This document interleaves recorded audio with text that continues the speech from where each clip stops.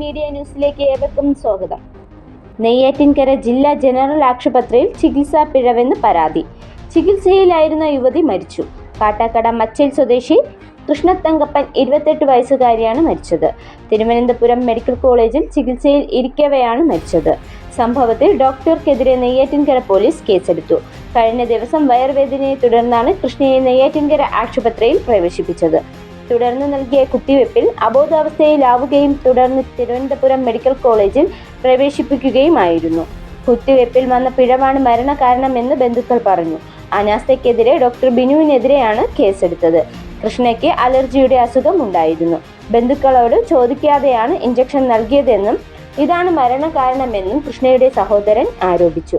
വയറുവേദന അല്ലാതെ സഹോദരിക്ക് മറ്റൊരു പ്രശ്നങ്ങളും ഇല്ലായിരുന്നു എന്നും സഹോദരൻ പറഞ്ഞു. ഡോക്ടറുടെ അനാസ്ഥയാണ് മരണകാരണം. എന്നാൽ ഏത് മരുന്നാണ് നൽകിയത് എന്ന് അറിയില്ല. ഇഞ്ചക്ഷൻ നൽകിയില്ല എന്ന് പറയുന്ന ഡോക്ടറുടെ വാദം തെറ്റെന്നും കൃഷ്ണയുടെ സഹോദരൻ പറഞ്ഞു.